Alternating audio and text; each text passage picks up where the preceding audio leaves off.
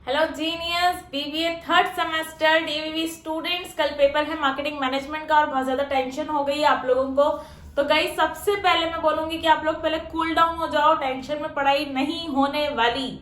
Alright, तो पढ़ाई को अगर करना है तो कूल माइंडेड करोगे, तो जितना ज्यादा कूल माइंडेड करोगे उतनी अच्छी पढ़ाई होगी। ठीक है, हम लोग मार्केटिंग मैनेजमेंट की बात कर रहे थे जिसमें हम लोगों ने यूनिट नंबर 3 प्रोडक्ट और यूनिट नंबर 4 प्राइस कर लिए हैं। ठीक है, तो यूनिट नंबर 3 और यूनिट नंबर 4 कंप्लीट होने के बाद आज मैं आप लोगों को इस लेक्चर में यूनिट नंबर 6 के नोट्स और उसका पूरा एक्सप्लेनेशन करने वाली हूँ। और मैं ये बहुत ही जल्दी करूंगी क्योंकि मेरे पास भी टाइम की शॉर्टेज है और आप लोगों का भी कल ही पेपर है। तो आई विल सजेस्ट कि आप लोग जल्दी जल्दी शॉर्ट में पढ़ के आगे बढ़ते जाओ और बहुत सारी रीडिंग करो बस। ठीक है, थोड़ा थोड़ा सा समझ के आगे बढ़ो, रीडिंग करो और है ना कल जल्दी से अच्छे से लिख कर आना पेपर में। जितना जल्दी आप लोग कोर्स को जितनी ज्यादा बार रिवाइज करोगे उतना आप लोगों के लिए बेनिफिशियल रहने वाला है। ऑलराइट, तो अभी हम लोग सीधे स्टार्ट करते हैं यूनिट नंबर 6 फिजिकल डिस्ट्रीब्यूशन के साथ। और ये लास्ट यूनिट रहेगी जो मैं आप लोगों को दे पाऊंगी। आई am really very sorry for that. मैं खुद इतना ज्यादा बिजी हूँ कि मैं आप लोगों को बता भी नहीं सकती और आई एम सॉरी। और unit number 3, unit number 4, unit number 6 मैंने आपको करवा दिए। इसके अलावा मेरे से बहुत सारे बच्चों ने जब पूछा था कि हम लोग कौन सी यूनिट्स प्रिपेयर करके जाएं एग्जामिनेशन में, तो आई विल सजेस्ट कि यूनिट नंबर 1 जो बहुत इजी है, मार्केटिंग का पूरा इंट्रोडक्शन है उसमें। ठीक है, तो यूनिट नंबर 1 आप लोग बहुत अच्छे से कर लो, यूनिट नंबर 3 बहुत अच्छे से कर लो, 4 अच्छे से कर लो और ये यूनिट नंबर 6, ये चारों यूनिट्स आप लोग बहुत ज्यादा अच्छे से करके जाओ। बाकी जो यूनिट नंबर 5 और यूनिट नंबर 2 है उसको आप लोग अगर एक बार रीडिंग करके चले जाओगे तो भी आपका काम हो जाएगा। ऑलराइट, तो अभी आप लोग इन 4 यूनिट्स पे फोकस थोड़ा ज्यादा अच्छे से करो। 3 यूनिट्स मैं आपको दे चुकी हूँ, यूनिट नंबर 1 को भी बहुत अच्छे से प्रिपेयर कर लो। तो बेसिक यूनिट है और बहुत इजी यूनिट है। ठीक है, तो उसको भी बहुत अच्छे से प्रिपेयर करके जाओ, बहुत अच्छी एग्जामिनेशन जाएगी। हेडेक लेके मत पढ़ो, सीधे स्टार्ट करते हैं यूनिट नंबर 6 के साथ। स्टार्ट करते हैं अपनी यूनिट के साथ। तो बेटा देखो, फिजिकल डिस्ट्रीब्यूशन मतलब मैं बहुत जल्दी से समझाऊंगी यहाँ ये वाली यूनिट, मेरे पास भी बहुत ज्यादा टाइम नहीं है। तो फिजिकल डिस्ट्रीब्यूशन का मतलब बहुत इंपॉर्टेंट पार्ट जो होता है ना, मैं वो सब कवर कर लूंगी और इससे आप लोग कल बहुत अच्छा पेपर देके आ जाओगे, मुझे ये भी पता है। ठीक है, तो फिजिकल डिस्ट्रीब्यूशन का मेन इंट्रोडक्शन पे आते हैं कि होता क्या है। तो एक प्रोड्यूसर से लेकर के जब हम लोग एक कंज्यूमर तक गुड्स पहुंचाना चाहते हैं, बट उसके लिए हमारे पास कोई चैनल होता है। अब देखो, जो प्रोड्यूसर है वो पता नहीं कहाँ पर बैठ के एक डिफरेंट एक उसकी प्लेस ऑफ प्रोडक्शन है जहां पर बैठ के उसने पूरा का पूरा प्रोडक्शन करा है। ठीक है, और एक हमारा कंज्यूमर होता है जिसको वो वाले जो उसने प्रोडक्शन करा है, जो प्रोडक्ट्स है वो कंज्यूम करने वाला है। ठीक है, तो जो कंज्यूमर है वो दूसरी प्लेस पर बैठा होगा, है ना। प्लेस ऑफ प्रोडक्शन और प्लेस ऑफ कंजप्शन दोनों अलग अलग होते हैं। एक कहीं और बनता है और कहीं और कंज्यूम होता है गुड। तो अब जब गुड वहां पर कहीं और बन रहा है और कहीं और कंज्यूम हो रहा है, तो उसके बीच में जो चैनल आता है जहां से गुड्स निकलता है और जहां तक पहुंचता है, उसके बीच में बहुत सारी पार्टीज आती हैं, इंटरमीडियरीज आती हैं, कुछ होलसेलर्स आते हैं, कुछ इंटरमीडिएट, कुछ एजेंट्स आते हैं, कुछ रिटेलर होलसेलर्स आते हैं। जहां से प्रोडक्ट निकल के वहां तक जाता है उसी को बोलते हैं फिजिकल डिस्ट्रीब्यूशन। ठीक है, इतना आप लोग बहुत अच्छे से लिख कर आना और इस पे आप लोग 2 पेज आराम से भर सकते हो। ठीक, क्या लिखना है इंट्रोडक्शन में? तो मार्केटिंग एक्टिविटी होती है फिजिकल डिस्ट्रीब्यूशन, एक marketing activity concern with handling and movement of goods. Goods यहाँ से हैंडल होते हैं और मूवमेंट होता है गुड्स का। इंपॉर्टेंट एलिमेंट होता है ये बहुत ऑफ मार्केटिंग मिक्स, ये बहुत ज्यादा इंपॉर्टेंट एलिमेंट है मार्केटिंग मिक्स का। एक प्रोसेस है जहां पर हम लोग गुड्स को मैनेज करते हैं, मूव करते हैं। मूवमेंट किस किस चीज की होती है? तो देखो, बहुत सारी चीजों की होती है। मटेरियल की होती है, पार्ट्स की होती है, फिनिश गुड्स की होती है। और कौन करता है? तो वो इंटरमीडियरीज करते हैं। ठीक है, इसके अंदर बहुत सारी एक्टिविटीज इन्वॉल्व हैं, जैसे कि transportation, warehousing, material handling, packaging, inventory control, plant and warehouse location, order processing और मार्केट फॉरकास्टिंग। ये सारी एक्टिविटीज फिजिकल डिस्ट्रीब्यूशन में इंक्लूडेड होती हैं। ठीक है, जो फिजिकल डिस्ट्रीब्यूशन है वो चैनल मैनेजमेंट ऑफ कंपनी से बिल्कुल क्लोजली रिलेटेड होता है। ठीक, फिजिकल डिस्ट्रीब्यूशन के ऑब्जेक्टिव्स क्या हैं, हम लोगों को क्यों फिजिकल डिस्ट्रीब्यूशन करना चाहिए? तो इसलिए करना चाहिए कि हमारा कस्टमर जो है वो सेटिस्फाइड हो जाए। कस्टमर सेटिस्फेक्शन के लिए हम लोग फिजिकल डिस्ट्रीब्यूशन करते हैं। स्मूथ फ्लो ऑफ गुड्स और प्रोडक्ट्स, ताकि हमारे जो प्रोडक्ट्स हैं वो स्मूथली फ्लो हो सके और एंड यूजर तक जा सके, इसलिए हम लोग फिजिकल डिस्ट्रीब्यूशन करते हैं। ये एक ऑब्जेक्टिव होता है उसका। प्रॉफिट मैक्सिमाइजेशन के लिए हम लोग फिजिकल डिस्ट्रीब्यूशन करते हैं। Optimum balance between cost and customer satisfaction, cost और कस्टमर सेटिस्फैक्शन के बीच में एक बैलेंस बना रहे उसके लिए, और place utility and time utility के लिए कि हमारी जो यूटिलिटी है वो बनी रहे। इन सब चीजों के लिए, इन सब पर्पसेस के लिए, ऑब्जेक्टिव्स के लिए हम लोग फिजिकल डिस्ट्रीब्यूशन करते हैं। ठीक है, और भी बहुत सारे इसके एडवांटेजेस आप लोग क्रिएट कर सकते हो, क्रिएट करके भर भर के लिख के आना है ना, ध्यान रखना। अब आते हैं हम लोग कंपोनेंट्स पे। फिजिकल डिस्ट्रीब्यूशन के कंपोनेंट्स क्या है, तो इसके मेनली 4 कंपोनेंट्स होते हैं, जिसमें हम लोग इसको लॉजिस्टिकल कंपोनेंट्स भी बोल सकते हैं। ठीक है, इसमें आता है ऑर्डर प्रोसेसिंग, जो भी ऑर्डर मेरे पास आ रहा है उस पूरे ऑर्डर को प्रोसेस करना, एक एक जने का ऑर्डर सही से लिखना इज द ऑर्डर प्रोसेसिंग। ठीक है, वेयर हाउसिंग मतलब उसको पूरा का पूरा वेयर हाउस करना सामान को। इसके बाद में हम लोग वैसे लेंगे, ये फर्स्ट नंबर का है ऑर्डर प्रोसेसिंग, और उसके बाद में आता है इन्वेंट्री मैनेजमेंट। इन्वेंट्री मैनेजमेंट मतलब कि कौन सा गुड हमारे पास है, कौन सा प्रोडक्ट हमारे पास अवेलेबल है इन्वेंट्री में, और कौन सा प्रोडक्ट हमारे पास अवेलेबल अभी नहीं है। तो ये सब चीजें हम लोग जब चेक करते हैं ऑर्डर के अकॉर्डिंग हमारे पास में माल है कि नहीं, तो ये ऑर्डर प्रोसेसिंग मतलब ऑर्डर ले लिया, बट उसके बाद में हम लोग चेक करेंगे कि क्या हमारे पास वो इन्वेंट्री जो डिमांडेड है वो है कि नहीं है, स्टॉक में है कि नहीं है, is the inventory management. Alright, फिर हम लोग पहुंचते हैं वेयर हाउसिंग पे। तो वेयर हाउसिंग का मतलब होता है जब हम लोग अपना पूरा का पूरा माल एक जगह पर रखते हैं, जहां पर हमने उसको गोडाउन में रखा है या स्टोर करके रखा है, तो हम लोग उसको वेयर हाउसिंग बोल देंगे। और लास्ट में है ट्रांसपोर्टेशन एंड डिलीवरी, जब हम लोग अपने गुड्स को ट्रांसपोर्ट कर देंगे, जब हम लोग उसको डिलीवर कर देंगे मार्केट में या फिर कंज्यूमर्स तक के लिए, तो वो हो जाएगा हमारा ट्रांसपोर्टेशन एंड डिलीवरी। तो ये सारे ही फंक्शंस, ये सारे ही कंपोनेंट्स है फिजिकल डिस्ट्रीब्यूशन के।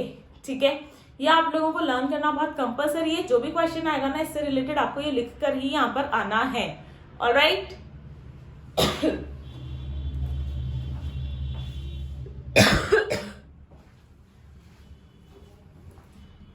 अब आता है डिस्ट्रीब्यूशन मिक्स। तो डिस्ट्रीब्यूशन मिक्स का मतलब है प्लेस मिक्स भी हम इसको बोल सकते हैं। प्लेस मिक्स या डिस्ट्रीब्यूशन मिक्स मतलब जितनी भी चीजें हैं सब availability of products to customer से रिलेटेड है। ठीक है, मतलब मैं आज यहाँ पर कुछ भी प्रोडक्शन कर रही हूँ, तो मुझे अपने प्रोड्यूस को, मुझे अपने प्रोडक्ट को एंड कंज्यूमर तक पहुंचाना है, और यही होता है डिस्ट्रीब्यूशन मिक्स। ठीक है, combination of all decisions related to availability of products to customers, उससे रिलेटेड में जितने भी डिसीजंस लूंगी वो सब मेरे डिस्ट्रीब्यूशन मिक्स का ही पार्ट बनेंगे। ऑलराइट, कंपलसरी होता है हर कंपनी के लिए कि सही प्रोडक्ट सही पर्सन को सही प्लेस पे सही टाइम पे अवेलेबल हो। अगर आज आपके किसी भी प्रोडक्ट की मार्केट में बहुत ज्यादा डिमांड है और अगर आप वो मार्केट की डिमांड को फुलफिल नहीं कर पा रहे, तो आपकी ऑर्गेनाइजेशन बहुत जल्दी फेल हो सकती है, फेलियर में आ सकती है। इसलिए ये बहुत जरूरी होता है हर कंपनी के लिए कि वो हमेशा अपने प्रोडक्ट को एंड कंज्यूमर्स तक अवेलेबल कराएं। ठीक है, इसमें आता है to make product reach consumers, ताकि प्रोडक्ट कंज्यूमर्स तक पहुंचे। Following decisions regarding place mix be taken, ये सारे कुछ डिसीजंस होते हैं जो प्लेस मिक्स के हमको लेना बहुत जरूरी होते हैं, या फिर डिस्ट्रीब्यूशन मिक्स के हमको लेना बहुत जरूरी होते हैं। तो क्या होते हैं, पहला होता है चैनल डिस्ट्रीब्यूशन और दूसरा होता है फिजिकल डिस्ट्रीब्यूशन। फिजिकल डिस्ट्रीब्यूशन और चैनल डिस्ट्रीब्यूशन, देखो फिजिकल डिस्ट्रीब्यूशन में तो हम लोगों ने जो शुरू से पढ़ा है वही सब है। ठीक है, चैनल डिस्ट्रीब्यूशन का मतलब होता है हमारा जो प्रोडक्ट है, देखो दोनों बहुत सिमिलर सेम ही होते हैं। इसमें ये होता है कि हमको एक गुड को, चैनल डिस्ट्रीब्यूशन मतलब हमको एक गुड को उठा के दूसरे हमको एक जगह से उठा के दूसरी जगह तक उस गुड को पहुंचाना है, उस प्रोडक्ट को पहुंचाना है, इज द फिजिकल डिस्ट्रीब्यूशन। ठीक है, मतलब जो हमारा प्रोडक्ट है उसको एक जगह से उठा के दूसरी जगह पर लेकर जाना, वो फिजिकल डिस्ट्रीब्यूशन है। लाइकवाइज चैनल डिस्ट्रीब्यूशन मतलब कि हमारा कौन सा चैनल रहेगा, किस चैनल के अकॉर्डिंग हम लोग उस गुड्स को पहुंचाएंगे। ठीक, फिजिकल डिस्ट्रीब्यूशन में प्लेस ऑफ प्रोडक्शन से प्लेस ऑफ कंजम्पशन तक लेकर जाना है, वो फिजिकल प्रोडक्शन होता है, फिजिकल डिस्ट्रीब्यूशन होता है। लाइकवाइज चैनल डिस्ट्रीब्यूशन मतलब मैं किस चैनल को यूज करके अपने गुड्स को मार्केट तक पहुंचाऊंगी, इज द चैनल डिस्ट्रीब्यूशन। ठीक है, तो channel distribution getting your product और service to the right people at the right time, right people को पहुंचाना है, राइट टाइम पे पहुंचाना है, with special consideration for profit and effectiveness. आपको अपना जो प्रॉफिट चाहिए हो तो चाहिए ही सही। ठीक है, इसमें हम लोग पाथ या रूट डिसाइड करते हैं, इसमें हम लोग पाथ या रूट डिसाइड करते हैं जिससे कि हम लोग अपने गुड्स को कंज्यूमर्स तक पहुंचाएंगे। तो जो पाथ है, वो जो रूट होता है, वो हमारे प्रोड्यूसर को और कंज्यूमर को दोनों के बीच में एक लिंक बनता है और ये कनेक्टिंग लिंक होती है एक प्रोड्यूसर और एक कंज्यूमर की। तो चैनल डिस्ट्रीब्यूशन और फिजिकल डिस्ट्रीब्यूशन दोनों बहुत अलग अलग टॉपिक्स हैं। चैनल डिस्ट्रीब्यूशन मैंने अभी इतना समझा दिया है। चैनल डिस्ट्रीब्यूशन के अंदर जो और हमको इसके बारे में पढ़ना है तो वो हम लोग जल्दी से पढ़ लेते हैं। आप लोग पहले इतना नोट डाउन कर लो चैनल डिस्ट्रीब्यूशन के बारे में, हम लोग इसको आगे कंटिन्यू करते हैं।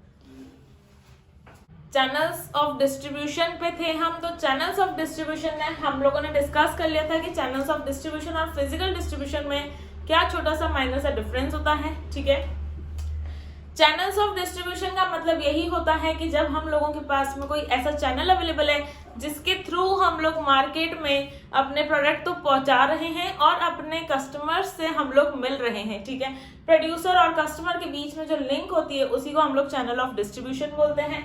चैनल ऑफ डिस्ट्रीब्यूशन में 3 चीजें फ्लो होती है। दैट इज, जब हम लोग एक गुड को कस्टमर तक उसको पहुंचाते हैं तो एक तो गुड्स फ्लो होते हैं, दूसरा उसके बदले में जो इनकम आती है वो भी तो फ्लो होती है।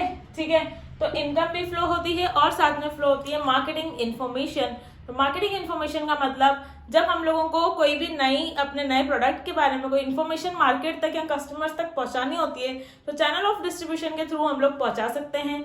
या फिर कस्टमर्स की कोई ऐसी नीड है, जो कोई ऐसी डिमांड है, तो वो जो नीड और डिमांड है वो भी हम लोगों तक पहुंचाने के लिए चैनल्स ऑफ डिस्ट्रीब्यूशन इसमें बहुत ज्यादा हम लोगों को योगदान देते हैं। वो लोग है ना मार्केट से इन्फॉर्मेशन लेकर आते हैं और आकर के अपने ऊपर वालों को बताते हैं। अपने ऊपर वाले मतलब रिटेलर एक होलसेलर को बताएगा कि मार्केट में इस चीज की डिमांड है, होलसेलर फिर अपने मिडिल मैन एजेंट जिसको भी बताएगा और फिर वहां से प्रोडक्शन तक, मैन्युफैक्चरर तक उस डिटेल को पहुंचा दिया जाता है।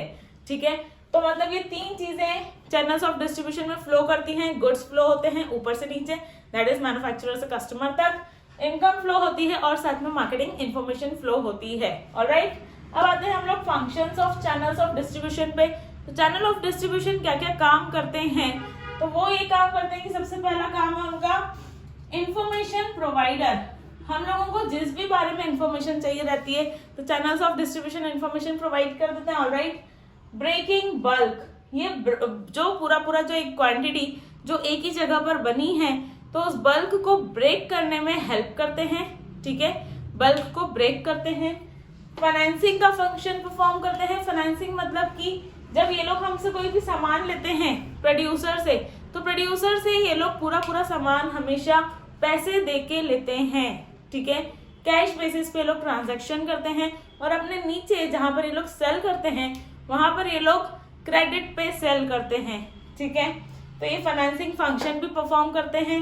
साथ में परफॉर्म करते हैं मैचिंग डिमांड एंड सप्लाई।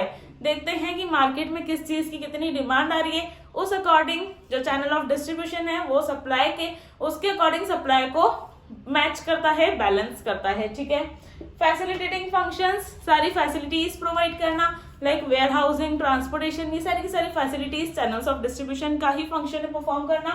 और कस्टमर के साथ में रिलेशनशिप भी बनाते हैं चैनल्स ऑफ डिस्ट्रीब्यूशन। ऑलराइट, तो अब आते हैं हम लोग importance of channels of distribution पे। तो इसकी इंपॉर्टेंस ये हो जाती है कि कॉस्ट सेविंग, हम लोगों को कॉस्ट सेविंग में हेल्प मिलती है। रिड्यूस एक्सचेंज टाइम, जो हम लोगों का जो एक्सचेंज का जो टाइम होना है, दैट इज मुझे यहाँ से माल बेचना है और जिसको माल लेना है, तो हमारे बीच का जो एक्सचेंज टाइम है वो रिड्यूस हो जाएगा। कैसे रिड्यूस हो जाएगा, अगर आज एक प्रोड्यूसर होगा, ठीक है, अगर प्रोड्यूसर सेलर कंज्यूमर तक सेल करने जाएगा तो बहुत ज्यादा टाइम लगेगा, बहुत ज्यादा मतलब एफर्ट्स लगेंगे। और अगर वो सीधे कस्टमर तक सेल करने जाएगा तो उसको दूसरे प्रोडक्शन का टाइम ही नहीं मिलेगा। ठीक है, तो यहाँ पर क्या होता है, एक्सचेंज टाइम को हम लोग रिड्यूस कर पाते हैं। मतलब जो हमारा एक्सचेंज टाइम है, हम लोग सीधे होलसेलर को, एक प्रोड्यूसर सीधे होलसेलर को बल्क में माल बेच देगा, उससे उसको एक एक अलग अलग कंज्यूमर के पास जाके माल बेचने की नीड नहीं पड़ेगी। ऑलराइट, उसके अलावा यहाँ से हम लोग कन्वीनियंट शॉपिंग कर सकते हैं। कैसे कर सकते हैं, तो देखो जो प्रोड्यूसर होता है मार्केट में उसको एक प्रोडक्ट तो नहीं चाहिए, या ऐसा तो नहीं है कि वो अगर एक प्रोडक्ट देखेगा और वो आपसे ले ही लेगा, ऐसा भी नहीं होता। तो इसके लिए हम लोग क्या करते हैं, कन्वीनियंट शॉपिंग करते हैं। लाइक हम लोग जिसको सेल करते हैं उसके पास में 10 ब्रांड्स होते हैं, उसके पास में 10 ब्रांड्स अवेलेबल हैं। उन 10 ब्रांड्स में से फिर उस कंज्यूमर को जो ब्रांड अच्छा लगेगा वो वहां से लेना पसंद करता है, ठीक है। तो कन्वीनियंट शॉपिंग हो जाती है, इससे हमारी सेल इंक्रीज होती है, क्रिएट करता है सेल्स को क्रिएट करता है। अदर फाइनेंशियल सपोर्ट भी देता है, फाइनेंशियल सपोर्ट प्रोवाइड करता है और इंफॉर्मेशन भी प्रोवाइड करता है। ऑलराइट, तो यहाँ तक हमारे हो गए चैनल्स ऑफ डिस्ट्रीब्यूशन के इंपॉर्टेंस और फंक्शंस। और अब आते हैं हम लोग factors determining choice of channels of distribution. Distribution channels का ऐसे कौन से फैक्टर्स हैं, फैक्टर्स जिससे कि हम लोग ये डिसाइड कर सकते हैं कि हमको कौन सा चैनल ऑफ डिस्ट्रीब्यूशन लगेगा, ठीक है। Market considerations, product considerations, company consideration, middleman consideration, competitor and environmental considerations. Market considerations, तो मार्केट कंसिडरेशंस के अकॉर्डिंग हम लोग ये सिलेक्ट करते हैं कि क्या हमारा जो प्रोडक्ट है उसकी मार्केट में डिमांड कैसी है और मार्केट का साइज कैसा है, मार्केट की डिमांड कैसी है। तो मार्केट के कुछ फैक्टर्स पर डिपेंड करता है कि हम लोगों को कौन सा चैनल ऑफ डिस्ट्रीब्यूशन अडॉप्ट करना है अपनी कंपनी के लिए। ऑलराइट, दूसरा है प्रोडक्ट कंसिडरेशंस। अगर आपका प्रोडक्ट कोई ऐसा प्रोडक्ट है जो बहुत जल्दी खराब हो जाएगा तो उसको जल्दी से जल्दी कंज्यूमर्स तक पहुंचाना है, ठीक है। जस्ट लाइक ईटेबल्स जो बहुत ड्यूरेबल, उसकी एक दिन की भी ड्यूरेबिलिटी नहीं रहती है, लाइक आपका मिल्क, कर्ड, ठीक है। तो ये सब जो है ऐसी चीजें जो रहती हैं वो हमको प्रोडक्ट कंसिडरेशन, मतलब अगर आपका प्रोडक्ट बोल रहा है कि जल्दी से जल्दी वो मार्केट में जाए, जल्दी से जल्दी उसको कंज्यूमर कंज्यूम कर ले, तो ऐसे सारे ही प्रोडक्ट्स को हम लोगों को उस हिसाब से चैनल ऑफ डिस्ट्रीब्यूशन को यूज करना चाहिए, ठीक है। और ऐसे प्रोडक्ट्स के लिए हमको फिर बड़ा वाला चैनल ऑफ डिस्ट्रीब्यूशन भी यूज करना चाहिए जिसके अंदर हम लोग मिडिल मैन्स भी ले लें ताकि वो लोग हमारी सेल्स में हेल्प कर दें। ऑलराइट, कंपनी कंसिडरेशन, मतलब कंपनी की क्या रिक्वायरमेंट है, आपकी कंपनी में कौन सा चैनल ऑफ कंसिडरेशन आपको कन्वीनियंट लग रहा है। Middle man considerations, middle man, अगर आपको ऐसा लग रहा है कि मिडिल मैन के होने से आपका वर्क बहुत इफिशिएंटली हो सकता है और आप लोगों के सारे रिसोर्सेज भी इफेक्टिवली यूज हो सकते हैं, तो फिर हमको मिडिल मैन कंसिडरेशन ही लेना चाहिए। कॉम्पिटिटर्स कंसिडरेशन, अगर कॉम्पिटिटर जो है हमारा जो भी चैनल ऑफ कंसिडरेशन वो यूज कर रहा है चैनल ऑफ डिस्ट्रीब्यूशन, लाइकवाइज हमें भी अपना चैनल ऑफ डिस्ट्रीब्यूशन सिलेक्ट करना चाहिए। और इन्वायरमेंटल कंसिडरेशन, जिसमें हम लोग बोलते हैं कि हमारे आसपास हमारे इन्वायरमेंट में जो भी चीजें चल रही है उसको देखते हुए हमें अपना चैनल ऑफ डिस्ट्रीब्यूशन यूज करना चाहिए। ऑलराइट, नेक्स्ट आता है types of channels of distribution. हमारे पास कितने टाइप्स के चैनल ऑफ डिस्ट्रीब्यूशन अवेलेबल हैं, तो पहला है डायरेक्ट चैनल और दूसरा है इनडायरेक्ट चैनल। अब ये जो डायरेक्ट चैनल होता है ये जीरो लेवल चैनल भी बोला जा सकता है, ठीक है। इसको हम लोग also known as zero level channel, मतलब इसमें सिर्फ एक डायरेक्ट मैन्युफैक्चरर होता है और मैन्युफैक्चरर डायरेक्टली कंज्यूमर तक गुड्स को पहुंचा देता है, ठीक है। तो इसमें होता है मैन्युफैक्चरर और सीधे होते हैं कस्टमर्स, इसके बीच में कोई भी मिडिलमैन नहीं होता है। इनडायरेक्ट चैनल मतलब जहां पर इंटरमीडियरीज बीच में होती हैं, इसमें कंपनी जो है वो मिडिलमैन को पूरा यूटिलाइज करती है ताकि वो अपने प्रोडक्ट को कस्टमर्स तक पहुंचा सके। तो सबसे पहले हम लोगों के पास में यहाँ पर एक मैन्युफैक्चरर है, ठीक है। ये जो मैन्युफैक्चरर है ये अपने, हो सकता है कि मैन्युफैक्चरर डायरेक्ट अपना कस्टमर तक, ये जो है इसके अंदर कुछ ना कुछ ऐसा मिडिलमैन होता ही है, डायरेक्टली ये लोग कस्टमर तक नहीं जा सकते, ठीक है। तो इसके बाद में या तो रिटेलर आता है और फिर कस्टमर आता है, या तो हो सकता है कि पहले होलसेलर आए फिर रिटेलर आए और फिर हमारा कस्टमर आए, या फिर एजेंट, होलसेलर से रिटेलर और फिर रिटेलर से कस्टमर तक हम लोग गुड्स को सप्लाई करते हैं, ठीक है।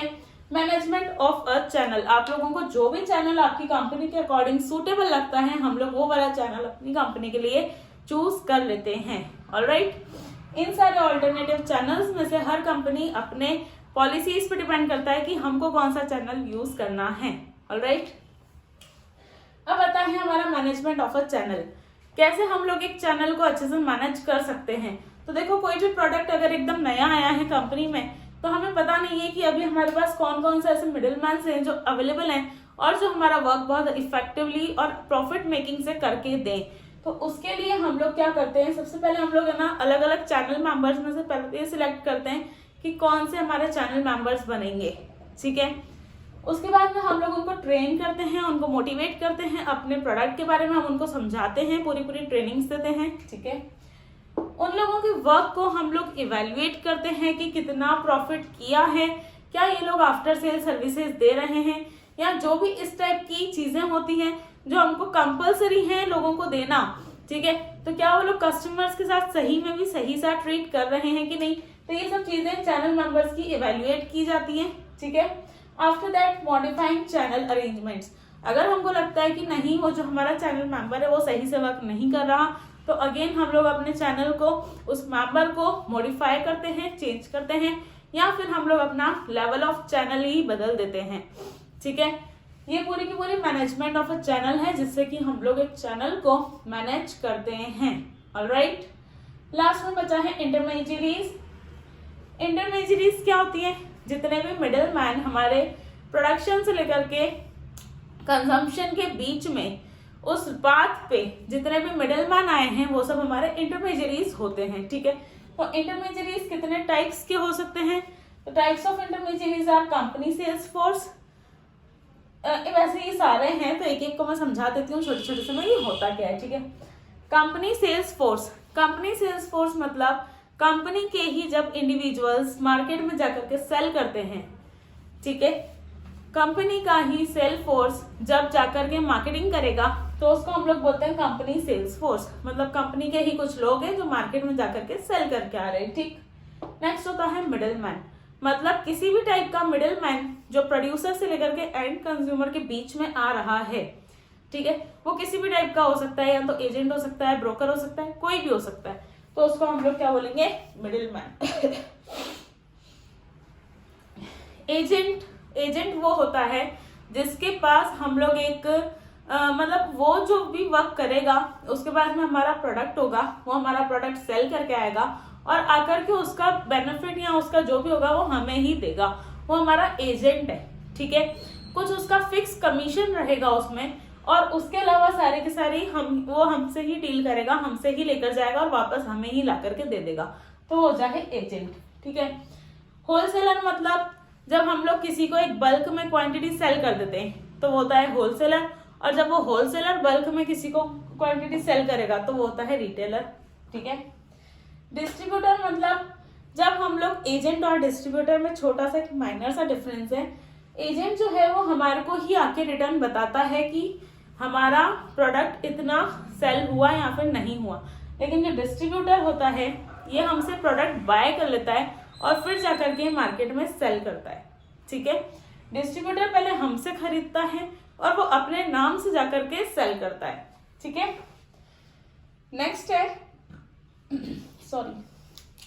Value added resellers. Value added resellers मतलब जो अगर हमसे कोई खरीदेगा प्रोडक्ट और अगर उसने उसी प्रोडक्ट में जो उसने हमसे खरीदा है उसमें जब वो कोई वैल्यू एडिशन करता है तो वो होता है वैल्यू एडेड रीसेलर, ठीक है। मतलब वो हमसे जो भी प्रोडक्ट ले रहा है उसमें थोड़ी और वैल्यू ऐड कर रहा है और फिर उस प्रोडक्ट को वो सेल करता है। नेक्स्ट आता है मर्चेंट्स। मर्चेंट्स जो होते हैं वो भी हमसे प्रोडक्ट लेते हैं पहले मैन्युफैक्चरर से और फिर जाकर के मार्केट में सेल करते हैं। और एक लास्ट होते हैं कैरिंग एंड फॉरवर्डिंग एजेंट्स, जो अगेन एक टाइप के एजेंट्स ही होते हैं जो लोग यहाँ से माल उठाते हैं और आगे देके आते हैं, अगर बच गया तो वापस आके देते हैं, और ऐसे ही वो लोग भी एजेंट्स ही होते हैं। ऑलराइट, तो यहाँ तक अभी तक हम लोगों ने देख लिया है टाइप्स ऑफ इंटरमीडियरीज तक। अब इसका एक लास्ट टॉपिक है जो है ट्रांसपोर्टेशन, वो हम लोग जल्दी से देख लेते हैं, इसको जल्दी से नोट कर लो आप। मूव करते हैं चैप्टर के लास्ट टॉपिक्स पर। तो लास्ट टॉपिक्स में सेकंड लास्ट है ट्रांसपोर्टेशन और लास्ट टॉपिक है वेयर हाउसिंग। ट्रांसपोर्टेशन मतलब जब हम लोग एक गुड को दूसरी जगह तक, एक ही गुड को एक प्लेस से दूसरी प्लेस तक लेकर जाते हैं, तो वो लेकर जाने का जो काम होता है वो ट्रांसपोर्टेशन ही कहलाता है, ठीक है। तो ट्रांसपोर्टेशन बहुत ज्यादा एसेंशियल पार्ट है हर बिजनेस का। अगर बिजनेस को ग्रो होना है तो ट्रांसपोर्टेशन तो होना ही चाहिए, और हर इकोनॉमी में ट्रांसपोर्टेशन ही है जो इकोनॉमी की ग्रो करवाता है, जो इकोनॉमी को डेवलप करता है, ठीक है, क्योंकि उसी से ही तो गुड्स आएंगे जाएंगे ना कंट्री में। तो एसेंशियल पार्ट होता है हर बिजनेस का। Place important role in development of trade and industry. Trade और इंडस्ट्री को बहुत ज्यादा इंपॉर्टेंट होता है, इंपॉर्टेंट रोल प्ले करता है हर ट्रेड में, हर इंडस्ट्रीज में। इकोनॉमी में जब ट्रांसपोर्टेशन होगा तो ट्रांसपोर्टेशन कैसा होना चाहिए एफिशिएंट होना चाहिए, इकोनॉमिक होना चाहिए, रिलायबल होना चाहिए, एक्सपीरियंस होना चाहिए और ट्रांसपोर्टेशन ऐसा होना चाहिए जो कस्टमर्स की नीड को मीट कर सके। ठीक है, किस टाइप के ट्रांसपोर्टेशन होते हैं? तो दो टाइप्स के ट्रांसपोर्टेशन हो सकते हैं, internal transportation and external transportation. Internal transportation means जब हम लोग ट्रांसपोर्टेशन करते हैं with in company, with in factory और ऑर्गेनाइजेशन, तो वो होता है जब हम लोग एक डिपार्टमेंट से दूसरे डिपार्टमेंट तक माल लेकर जा रहे हैं, रॉ मटेरियल लेकर के हम लोग डिपार्टमेंट तक आ रहे हैं, तो वो हमारा इंटरनल ट्रांसपोर्टेशन होता है। वेयरएज एक्सटर्नल ट्रांसपोर्टेशन मींस जब मैं अपना गुड अपनी कंपनी से उठा के किसी बाहर तक लेकर जा रही हूँ, तो वो होता है एक्सटर्नल ट्रांसपोर्टेशन। ऑलराइट, अब आता है इंपॉर्टेंस ऑफ ट्रांसपोर्टेशन। तो बहुत ज्यादा इंपॉर्टेंट है बेटा ट्रांसफॉर्मेशन। क्यों? ट्रांसपोर्टेशन की नीड ये है, एक तो ये नेसेसरी फंक्शन है, हर कंपनी को रिक्वायरमेंट होती ही है कि वो ट्रांसपोर्टेशन करे। ठीक है, बहुत ज्यादा इंपॉर्टेंट होता है। तो ये फंक्शंस में से भी आप इसके इंपॉर्टेंस लिख सकते हो। फंक्शंस क्या है ट्रांसपोर्टेशन के? ये हेल्प करता है ग्रोथ ऑफ इंडस्ट्रीज में जिसके प्रोडक्ट्स ऐसे हो कि अभी के अभी हमको ऐसे कुछ प्रोडक्ट्स होते हैं जिसको हमको अभी के अभी मार्केट करना बहुत जरूरी है। ठीक है, तो ऐसे प्रोडक्ट्स को ये हेल्प करता है ग्रो करने में। इंक्रीज डिमांड फॉर गुड्स, इससे हमारे पास गुड्स की डिमांड इंक्रीज हो जाती है, ज्यादा डिमांड आती है गुड्स की। क्रिएट प्लेस यूटिलिटी, इससे हम लोगों की जो प्लेस है उसकी यूटिलिटी ज्यादा हो जाती है, उस प्लेस को लोग जानने लगते हैं। ठीक है, क्योंकि वहां पर ट्रांसपोर्टेशन की कुछ फैसिलिटीज है। आज यहाँ पर हमारे पास इंडिया में कुछ ऐसे गांव हैं जहाँ पे कोई ट्रांसपोर्टेशन ही नहीं है, तो हम लोग उन गाँव को नहीं जानते। ठीक है, ensures continuous flow of commodity, इससे अगर ट्रांसपोर्टेशन हमारे पास होगा तो हम लोग अपनी कमोडिटी को कंटिन्यूअसली फ्लो कर पाएंगे। ठीक है, एनकरेजेस लार्ज स्केल प्रोडक्शन, अगर मेरे पास ट्रांसपोर्टेशन होगा तो फिर मैं ज्यादा प्रोडक्शन कर सकती हूँ क्योंकि अब मैं ज्यादा मार्केट में सप्लाई कर सकती हूँ। ठीक है, तो अब जब मैं ज्यादा मार्केट में सप्लाई कर सकती हूँ गुड्स को, तो मुझे ज्यादा प्रोडक्शन भी करने के लिए एक मिल जाता है। Increase mobility of labour and capital, अगर मेरे पास ट्रांसपोर्टेशन होगा तो फिर मैं अपने लेबर को और अपनी कैपिटल को भी मूव कर सकती हूँ एक प्लेस से दूसरी प्लेस पर। ऑलराइट, ये सारे हमारे पास कुछ मोड्स ऑफ ट्रांसपोर्टेशन जो अवेलेबल हैं। तो इसमें है रेलवे, रोडवे, एयर ट्रांसपोर्टेशन। सबके देखो अपने अपने एडवांटेजेस भी हैं और सभी के अपने अपने डिसएडवांटेजेस भी हैं। बोलते हैं ना कि एक ही चीज के प्रॉस होते हैं तो कॉन्स भी होते हैं। ठीक है, ना ही कोई अपने आप में बहुत ज्यादा एफिशिएंट रहता है और ना ही कोई हो सकता है। ठीक है, तो रेलवेज भी हैं, रेलवे के कुछ एडवांटेजेस भी हैं अपनी जगह पे और इसी के कुछ डिसएडवांटेजेस भी हैं। तो ऐसे ही हमारे पास कौन कौन से मोड्स ऑफ ट्रांसपोर्टेशन है? Railway, roadway, sea transportation, air transportation, inland waterways, postal, courier, hand cart, cycle rickshaw, bullet cart, इन सब पे भी हम लोग माल इधर से उधर भेजते हैं। ऑलराइट, अब हमारा आता है चैप्टर का एकदम last topic, that is warehousing. Warehousing means जब एक ऐसी प्लेस जहां पर हमने बहुत सारे गुड्स को स्टोर करके रखा है, where goods are stored, place important role in physical distribution. Again physical distribution में वेयर हाउसिंग का बहुत ज्यादा इंपॉर्टेंट रोल होता है। ठीक है,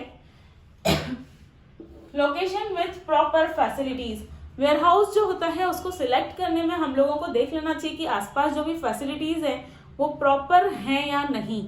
ठीक है, facilities offered by warehouse, कौन कौन सी फैसिलिटीज है जो हमको वेयर हाउस ऑफर करता है? तो उसमें है टेम्पररी स्टोरेज फैसिलिटी, हम लोगों को थोड़े दिनों के लिए टेम्पररी एक स्टोरेज मिल जाता है जहां पर हम लोग अपना माल स्टोर कर सकते हैं।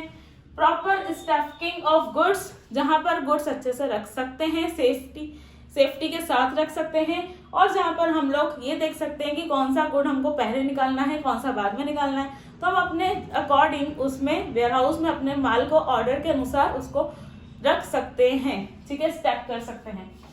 Ease of handling and accepting goods, वहां से हमारा हैंडलिंग और एक्सेप्टिंग भी बहुत ईजी हो जाता है और हमारे गुड्स को एक सेफ गार्ड भी मिलता रहता है।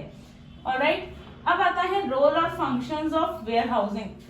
कौन से ऐसे रोल्स हैं? तो इसके रोल्स और फंक्शंस जो हैं, इकोनॉमिक फंक्शंस भी हैं और ऑपरेशनल फंक्शंस भी हैं।